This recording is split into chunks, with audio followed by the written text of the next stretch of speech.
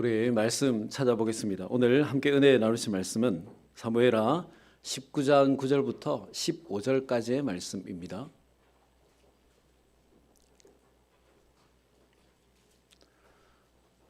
사무엘하 19장 9절부터 15절까지의 말씀.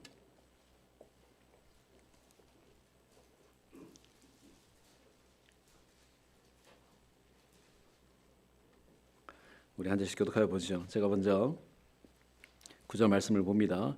이스라엘은 이미 각기 장막으로 도망하였더라. 이스라엘 모든 지파 백성 손에서 구원하여 내셨고 또 우리를 블레셋 사람들의 손에서 구원하셨으나 이제 압살롬을 피하여 그 땅에서 나가셨고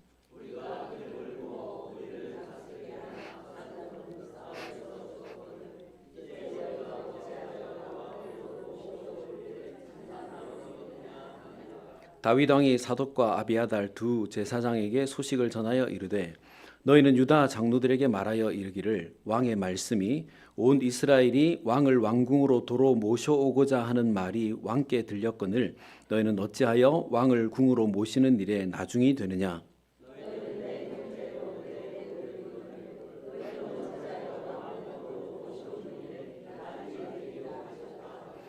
너희는 또 아마사에게 이르기를 너는 내 고륙이 아니냐. 내가 요압을 이어서 항상 내 앞에서 지휘관이 되지 아니하면 하나님이 내게 벌 위에 벌을 내리시기를 바라노라 하셨다 하라 하여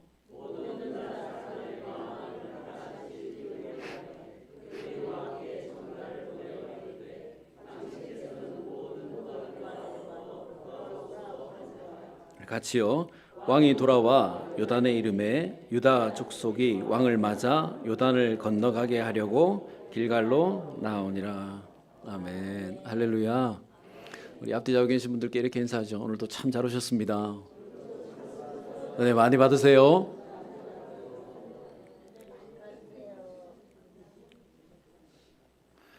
오늘 말씀은 다윗이 예루살렘 성으로 귀환하는 다시 돌아오는 이야기인데요.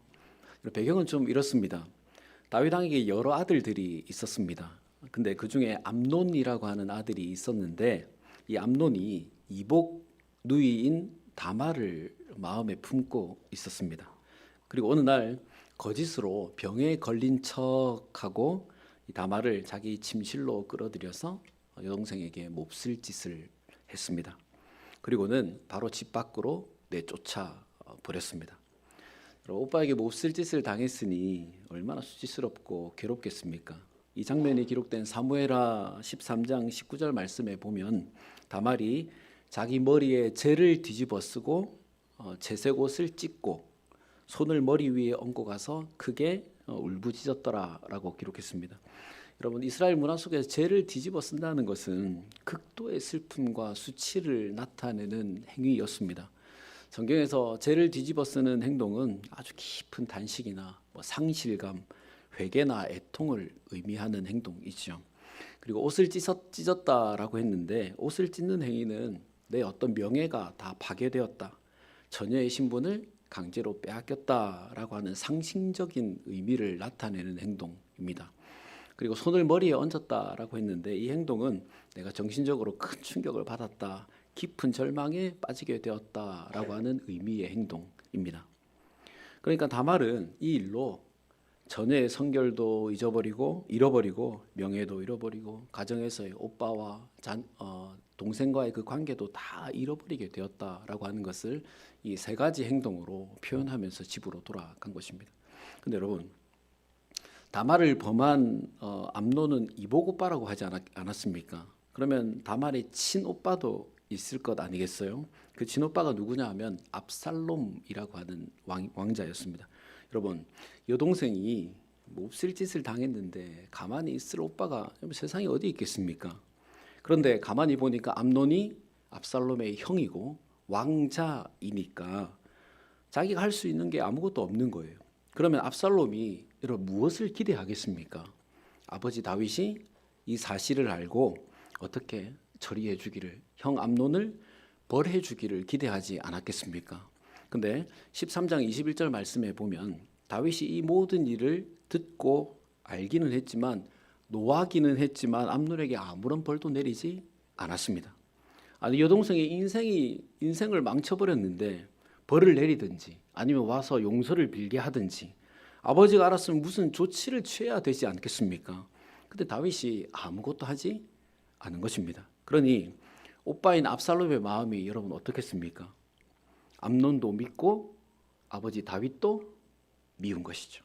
그래서 이때부터 어떻게 하면 내가 이 복수를 할 수 있을 것인가 압살롬이 생각을 하다가 어느 날 암논의 집에서 이제 추수할 때가 되어서 잔치를 벌인다고 하길래 그때를 기회 삼아 종들을 보내서 그 잔칫날에 압살롬이 죽입니다. 그리고 아버지 다윗이 이 사실을 알고 노했다라고 하는 것을 알고는 외삼촌 집으로 도망을 가서 3년 동안 숨어 살게 되지요. 여러분, 여동생에 대한 복수를 했으니까, 암논을 죽였으니까, 여동생에 대한 복수를 했으니까 이 문제가 일단락되었을 것이다 라고 생각할 수 있는데 압살롬은 그렇지가 않았어요. 암논에 대한 분노는 암논을 죽이는 것으로 풀렸을지 모르지만 이 사건에 대해서 아무런 조치도 취하지 않은 아버지 다윗에 대한 분노가 사라지지 않은 것입니다. 시간이 지나서 압살롬이 다시 예루살렘으로 돌아오게 되는데 다윗 왕이 만나주지를 않았습니다. 그래서 압살롬이 내가 이렇게 지낼 수는 없다. 아버지 다윗의 왕위를 빼앗아야지 결심을 하게 되죠. 여러분, 압살롬이 섣불리 나서지 않았습니다. 다윗이 워낙 성군이고 다윗을 따르는 많은 신하들이 있기 때문에 압살롬이 목표는 세웠지만 섣불리 나서지 않았어요. 그래서 4년 동안 조용히 이 반란을 준비하고 어느 날 군사들을 일으켜서 예루살렘 성을 칩니다. 이미 압살롬에게 많은 신하들과 군사들이 넘어가 버린 상태였기 때문에 다윗이 아무것도 할 수가 없었습니다. 그래서 한밤중에 성을 도망치듯 빠져나가게 되죠.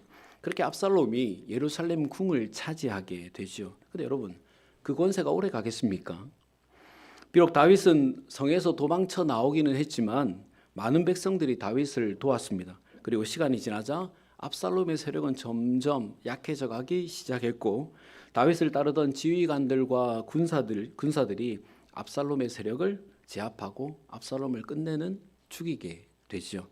압살롬의 죽음으로 이 반란군의 제압이 끝이 난 것이죠. 이것이 오늘 본문의 배경인데요.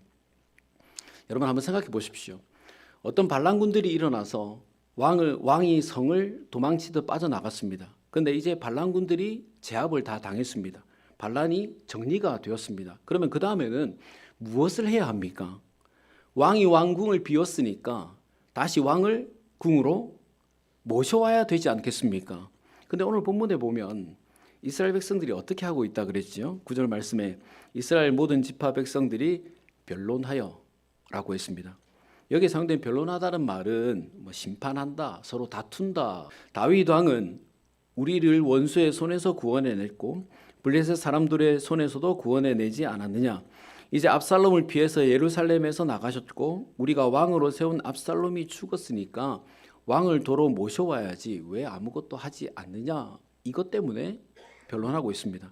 그러니까 백성들 사이에서 다윗 왕을 다시 모셔야 와야 한다라고 주장하는 사람들과 아무것도 하지 않고 있는 사람들 사이에서 다툼이 일어났다는 것입니다. 여러분, 그렇지 않겠습니까?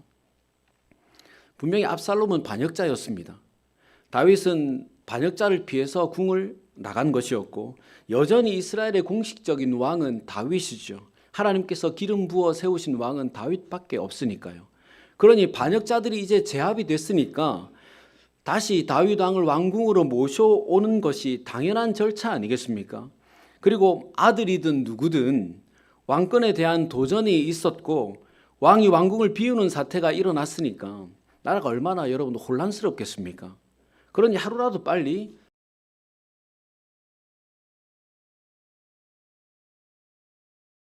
모셔오지 않는 것입니까?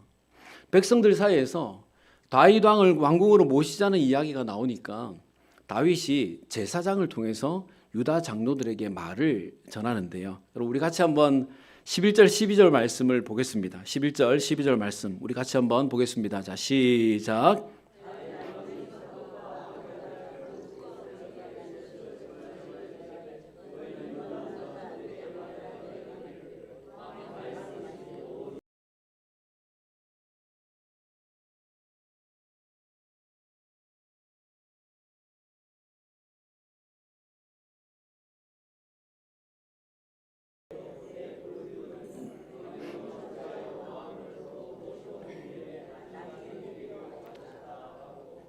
아멘. 저 무슨 말이지요? 많은 지파들에서 나를 다시 왕궁으로 모셔가려고 하고 있는데 너희들은 다윗의 지파잖아요. 그러면 오히려 다른 지파들보다 더 앞장서서 왕의 귀환을 추진해야 할 것 아니겠습니까? 다른 지파들은 좀 머뭇거리고 물러선다 하더라도 유다 지파는 자기 지파, 우리 가족이니까 더더욱 빨리 복귀하도록 도와야 되지 않겠습니까? 근데 다윗이 가만히 보니까 유다 지파가 꼼짝도 하지 않는 것이에요. 여러분, 유다 지파는 왜 가만히 있는 거지요? 자기 형제이고 친척이고 가문 사람인데 왜 빨리 다윗을 왕궁으로 모셔오려고 하지 않는 것입니까? 또 13절 말씀에 너희는 또 아마사에게 이르기를 너는 내 고륙이 아니냐 내가 요압을 이어서 항상 내 앞에서 지휘관이 되지 아니하면 하나님이 내게 벌 위에 벌을 내리시기를 바라노라. 여러분, 아마사는 유다 지파의 유명한 장수 중에 한 사람입니다. 그렇다면 이 유명한 장수도 자신의 지파인 다윗의 귀환을 도와야 되지 않겠습니까? 근데 그렇지가 않은 것이에요. 여러분, 이스라엘의 지파 여러 사람들, 그리고 유다 지파, 그리고 유명한 장수인 이 아마사, 왜 다윗의 귀환에 적극적으로 나서지 않는 것일까요? 무엇 때문에 머뭇거리고 오히려 뒤로 물러나 있으려고 하는 것일까요? 여러분, 그 이유는 다윗에게 큰 죄를 지었기 때문에 그렇습니다. 이스라엘의 많은 백성들과 유다의 지도자들 그리고 아마사는 이스라엘의 왕 다윗에게 너무도 큰 죄를 지었고 같은 지파인 사람인 다윗에게 씻을 수 없는 큰 잘못을 했기 때문에 그렇습니다. 여러분 10절 말씀을 한번 보십시오.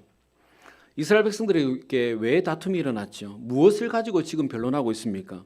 다윗을 다시 모셔오는 일을 가지고 다툼하고 있습니다. 그렇다면 왜 그 일을 가지고 다투고 있는 것이죠? 당연한 일인데 왜 그 일을 하지 않고 다투고 있습니까? 왜냐하면 이들이 압살롬에게 기름을 붓고 압살롬을 왕으로 섬기면서 다윗을 배반했기 때문에 그렇습니다. 여러분, 위에서 언급한 대로 이스라엘의 왕은 하나님께서 기름 부어 세운 다윗 왕밖에는 없지요. 근데 이스라엘 백성들이 하나님께서 기름 부어 세운 다윗 왕을 버리고 자기들이 기름 부어 세운 압살롬을 왕으로 세웠습니다. 그리고 다윗을 죽이는 전쟁에 이들이 다 가담했습니다. 그러니 어떻게 다시 다윗을 왕으로 모셔오는 일에 나설 수 있겠습니까? 자기들이 배신하고 죽이는 일에 동참했는데 자기들이 왕으로 지지하던 압살롬이 죽었다고 해서 어떻게 다시 왕으로 모셔오는 일에 나설 수가 있겠습니까? 그러니 모셔와야 된다, 못한다 이렇게 다투고 있는 것입니다. 그리고 여러분, 유다 지파는 또 왜 이 일에 나서지 못하지요? 여러분, 압살롬이 반역을 일으키기 위해서 어디로 내려갔다 했습니까? 헤브론으로 내려갔다 그랬습니다. 헤브론이 유다 지파가 살고 있는 그 지역의 수도입니다. 그리고 압살롬을 기름 부어 세우고 반역의 발판을 마련한 사람들이 누구지요? 압살롬의 친척들인 유다 지파 사람들입니다. 여러분, 그렇다면 이 사람들 다윗에게는 어떤 관계입니까? 다윗 가문 사람들인 거예요. 다윗의 친척들이 자기 가문 사람인 다윗 왕을 배신하고 자기 마음대로 다윗의 아들에게 기름을 부어서 왕으로 세웠습니다. 그리고 그 압살롬을 앞세워서 다윗을 죽이려고 한 것이죠. 그러니 어떻게 그 사람들이 다시 나설 수 있겠습니까? 그리고 여러분, 다윗은 왜 또 아마사를 언급하는 것이죠? 여러분, 아마사가 누구라고 했습니까? 아마사는 다윗의 외조카입니다. 그리고 17장 25절 말씀에 기록된 대로 압살롬이 반역을 일으키고 다윗과 전쟁을 할 때에 아마사를 압살롬이 군 사령관으로 세우지요. 그러니까 다윗의 아들인 압살롬이 외사촌 형과 손을 잡고 다윗 왕을 죽이려고 한 거예요. 그러니 아마사가 다시 다윗 왕 앞에 설 수 있겠습니까? 삼촌을 죽이려고 했는데 삼촌 앞에 다시 설 수 있겠습니까? 아무리 능력 있는 지휘관이라고 해도 결코 다윗 왕 앞에 다시 설 수 없지요. 여러분, 이스라엘의 많은 백성들과 유다 지파 사람들, 아마사 모두가 다윗을 배신하고 다윗을 죽이려고 했던 사람들입니다. 이스라엘의 백성으로서, 신하로서, 혈육으로서, 가족으로서, 형제로서 정말 몹쓸 짓을 다윗에게 한 것이죠. 그러니 아무도 나서지 못하는 것입니다. 그러니 머뭇거리고 서 있을 수밖에 없는 것이죠. 여러분, 이렇게 죄 지으면, 배반하면 다시 그 앞에 설 수가 없죠. 너무 부끄럽고 미안하고 죄송해서 먼저 나설 수가 없는 것입니다. 물러나게 되고 머뭇거리게 되고 숨게 되는 것이죠. 여러분, 에덴 동산을 기억하시죠? 아담과 하와가 선악을 알게 하는 나무의 열매를 따먹고 숨었다고 했습니다. 여러분, 왜 숨었다고 했죠? 성경에는 벗었으므로 두려워하여 숨었나이다 이렇게 기록되어 있죠. 하지만 여러분, 단순히 벗었다는 것, 그것이 하나님께 알려질까 봐 그것이 두려운 것이 아니죠. 이들이 스스로 벗었다는 것을 알게 되었다는 것은 선악을 알게 하는 나무의 열매를 따먹은 결과이고, 그 열매를 따먹는 일이 하나님께서 금하신 일이라는 것을 스스로 알았기 때문에 그렇습니다. 그러니 진정 이들이 숨은 이유는 우리가 하나님께 죄를 지었구나라고 하는 것을 알았기 때문에 숨은 것이죠. 여러분, 우리도 그렇지 않습니까?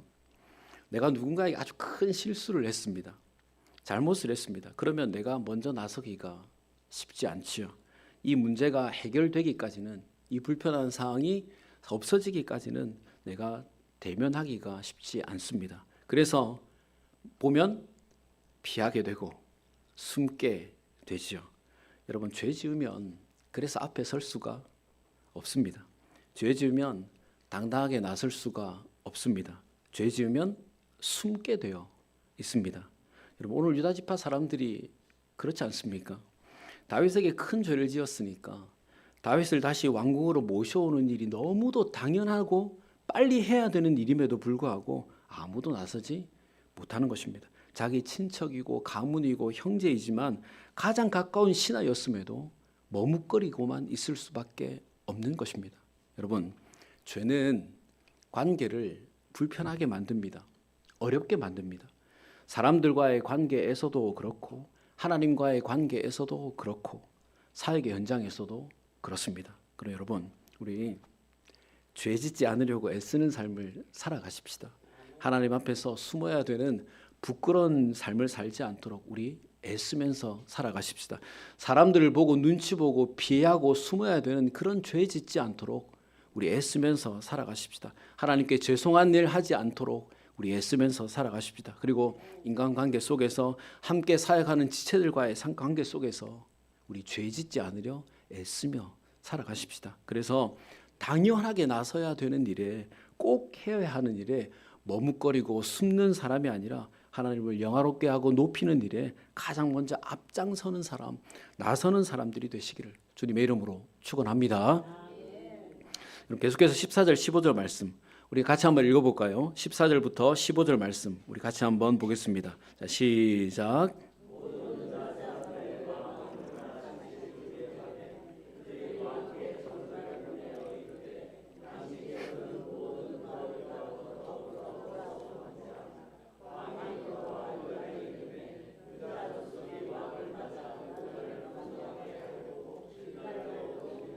아멘. 무슨 말이죠? 지금까지 부끄럽고 죄송해서 나서지 못하던 유다 사람들이 다윗을 모셔오는 일에 마음을 하나로 모았다 그랬습니다. 여러분, 유다 사람들은 방금까지 이 일 때문에 머뭇거리고 나서지 못하던 사람들이었잖아요. 부끄럽고 죄송해서 숨어 있었던 사람들이었지 않습니까? 자신들이 나서야 하는 일인 줄 알면서, 당연히 우리가 해야 되는 일인 줄 알면서 지은 죄 때문에 머뭇거리고 있던 사람들이었지 않습니까? 근데 어떻게 갑자기 온 유다 사람들이 다 마음을 모으게 됐습니까? 어떻게 머뭇거리던 사람들이 마음을 한꺼번에 다 모으고 이 일에 나서게 됐습니까? 여러분, 무엇 때문이죠? 다윗이 용서해 주었기 때문에 그렇습니다. 여러분, 11절 말씀을 가만히 한번 보십시오.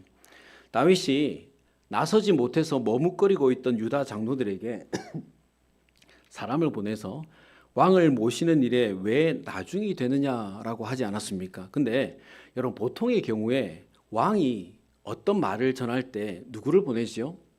전령을 보냅니다. 왕의 전령을 보내서 왕의 말을 전하는 것이 일반적이죠. 근데 오늘 말씀에 다윗이 유다 장로들에게 누구를 전령으로 보냈다고 했습니까? 사독과 아비아달 제사장이라고 했습니다. 여러분, 당시 문화 속에서 왕이 군사를 전령으로 보내지 않고 제사장을 전령으로 보냈다는 것은 화해와 용서의 메시지를 보내는 것입니다. 만약 다윗이 유다 지파에게 왕의 권력과 무력으로 압력을 가하려고 했다면 왕은 군사를 전령으로 보냈을 것입니다. 하지만 다윗은 제사장을 전령으로 보내서 나는 너희들을 힘으로 어떻게 할 생각이 전혀 없고 오히려 내가 화해하고 용서한다라고 하는 메시지를 보낸 것입니다. 여러분, 만약에 다윗이 군사를 보냈으면 유다 지파는 더더욱 물러났거나 아니면 다시 전쟁을 시작하게 됐을 것입니다. 하지만 다윗이 용서하고 화해의 메시지를 보내니까 그들이 마음을 다 모으게 된 것이에요. 여러분, 유다 지파는 혈육인 다윗에게 너무도 큰 죄를 지어서 나서지 못했지만 다윗이 먼저 용서하고 화해의 메시지를 보내니까 그들은 이제 마음을 다해서 다윗을 모셔오는 일에 앞장서는 사람이 된 것입니다. 여러분, 우리도 그렇지 않습니까? 우리도 살다 보면 누군가에게 실수하고 잘못을 하게 되죠. 원하든 원치 않든 우리는 그렇게 됩니다. 그래서 미안하고 죄송해서 이러지도 못하고 저러지도 못할 때가 간혹 있습니다. 그런데 그런 때 상대편에서 강하게 나오면 어때요? 오히려 반발하는 마음이 생기잖아요. 내가 잘못을 하기는 했지만 뭐 저렇게까지 하나? 너무 강하게 몰아세우면 같이 나가게 되죠. 근데 상대편에서 오히려 화해하고 용서한다라고 하는 메시지를 보내오면 어떻습니까? 아, 내가 참 잘못했구나. 내가 저런 사람에게 내가 큰 실수를 했구나. 오히려 인정하게 되고 더 미안해지게 되고 그래서 더 감사하고 더 돈독한 관계가 되게 되지 않습니까? 지금 상황이 그냥 그런 것이에요. 비록 다윗에게 너무도 큰 죄를 정말 씻을 수 없는 죄를 지었지만 그래서 머뭇거리고 있었는데 다윗이 먼저 용서해 주니까 화해의 메시지를 보내주니까 이들이 이제 마음을 다 모아서 다윗을 왕궁으로 모셔오는 일에 이제 앞장서게 된 것입니다. 용서해 주니까 머뭇거리지 않게 된 것입니다. 숨지 않게 된 것이에요. 용서해 주니까 마음 모아 돕는 사람이 된 것입니다. 여러분, 다윗은 유다 지파 사람들 그리고 자신을 배신했던 이스라엘 지파들을 용서해 주었습니다. 그리고 그렇게 용서하니까 그들이 마음이 모아졌고 그 모은 마음을 가지고 다윗을 더욱 잘 섬기는 사람들이 된 것이에요. 근데 여러분, 다윗의 이 용서가 쉽겠습니까? 나를 죽이려고 했는데요. 그것도 내 아들을 이용해서 내 권력을 빼앗으려고 했는데요. 내 나라를 빼앗으려고 했는데요. 그리고 이 일 때문에 내 아들이 죽었는데요. 어떻게 용서할 수 있겠습니까? 결코 쉽지 않지요. 하지만 여러분, 그렇게 쉽지 않지만 용서할 때 마음이 모아지게 되고 하나가 되어 더욱 견고한 나라를 세울 수 있게 되지 않았습니까? 여러분, 혹 용서하지 못할 사람이 있습니까? 용서하지 못하고 있는 일 마음에 가지고 있는 것 있습니까? 큰 손해를 보고 너무 큰 피해를 입어서 도저히 용서할 생각이 없는 사람 있습니까? 우리 지체 속에 아직 용서하지 못하고 그냥 지내고 있는 관계 있습니까? 쉽지 않겠지만 어렵겠지만 한번 용서해 보십시오. 화해의 메시지를 보내보십시오. 우리가 먼저 용서하고 화해의 메시지를 보낼 때 그들의 마음이 모아지게 될 것이고 여러분들을 섬기는 사람들이 될 것입니다. 이전보다 더욱 돈독한 관계를 만들어갈 수 있을 것입니다.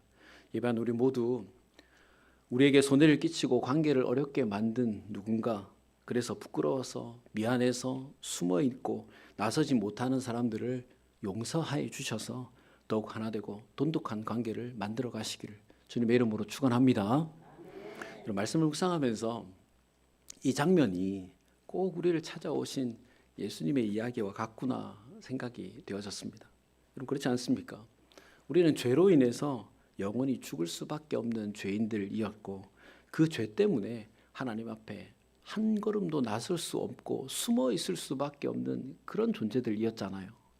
그런데 그런 우리를 불쌍히 여기시고 사랑하셔서 하나밖에 없는 아들을 십자가에서 죽이심으로 우리의 그 죄를 다 먼저 용서해 주시고 화해해 주셨지 않습니까?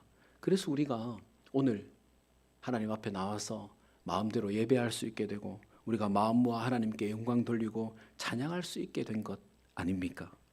만약 하나님께서 우리를 용서하지 않으시고 화해해 주지 않으셨다면 여러분 오늘 우리 어떻게 되었겠습니까?